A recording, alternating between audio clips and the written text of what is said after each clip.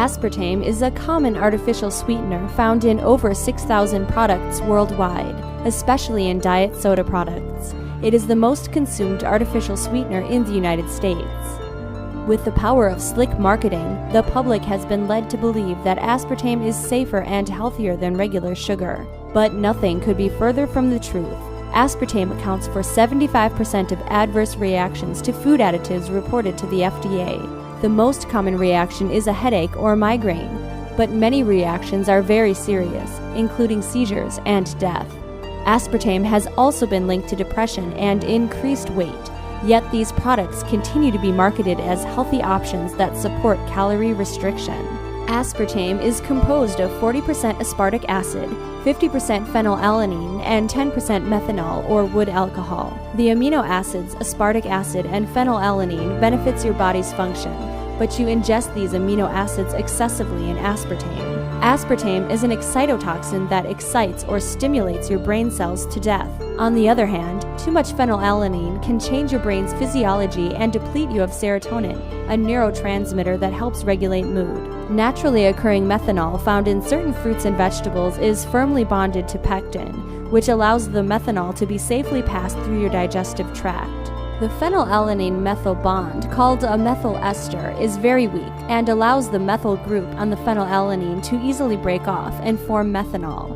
Methanol from aspartame is extremely dangerous to humans. It is carried to susceptible tissues in your body where alcohol dehydrogenase, ADH, converts it to formaldehyde, the fluid used for embalming. Your body lacks key enzymes that eliminate formaldehyde that accumulate in your cells and wreak havoc on sensitive proteins and DNA.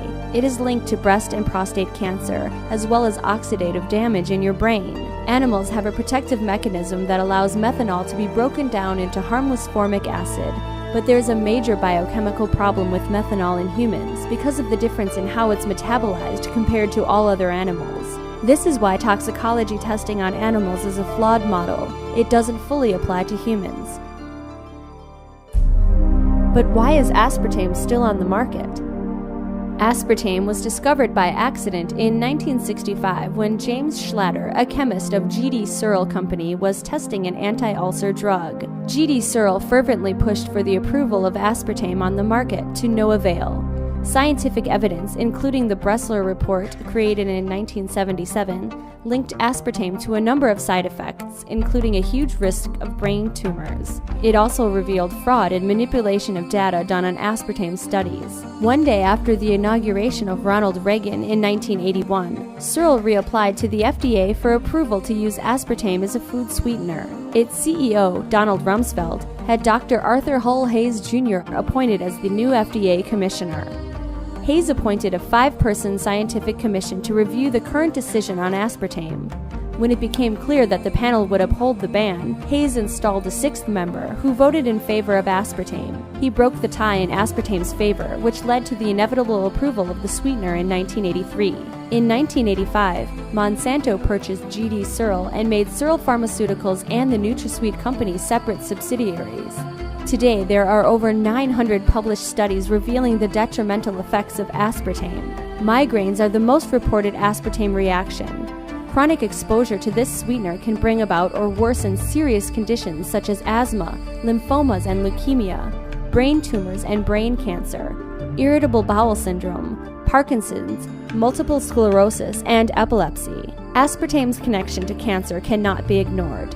Excitotoxins like aspartame have been found to dramatically promote cancer growth. A researcher found that when cancer cells were exposed to aspartame, they became more mobile, and their metastasis or spread became more enhanced. The longest ever human aspartame study, spanning 22 years and conducted by the Brigham and Women's Hospital from Harvard University, found a clear association between aspartame consumption and increased risk of blood cancers.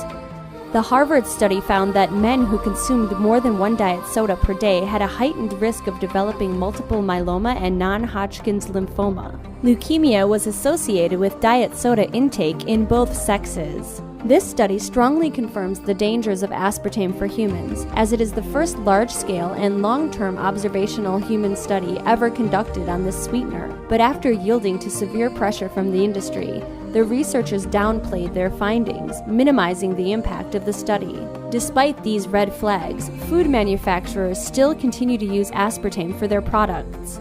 In fact, the International Dairy Foods Association and the National Milk Producers Federation have petitioned the FDA to amend the standard of identity for milk to allow aspartame to be added to it without being listed on the label. Contrary to promises of diet soda and diet products containing it, aspartame can make you gain weight by stimulating your appetite, increasing your cravings for carbohydrates, and promoting fat storage. Aspartame toxicity is not well known by doctors, despite its frequency. Most of its symptoms mimic other health conditions, so if you're having a reaction to sweeteners, you may be unaware of it or are blaming it on another cause. To see if you're suffering from aspartame toxicity, eliminate all artificially sweetened products from your diet for 2 weeks.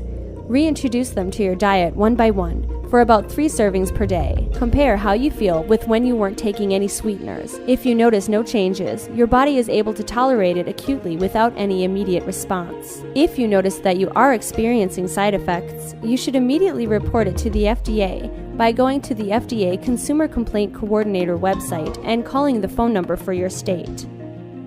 Stick to natural sweeteners such as stevia, lohan, and dextrose.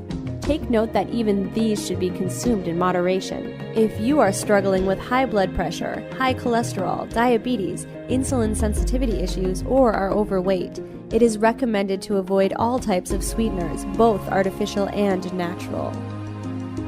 For more information, visit Mercola.com.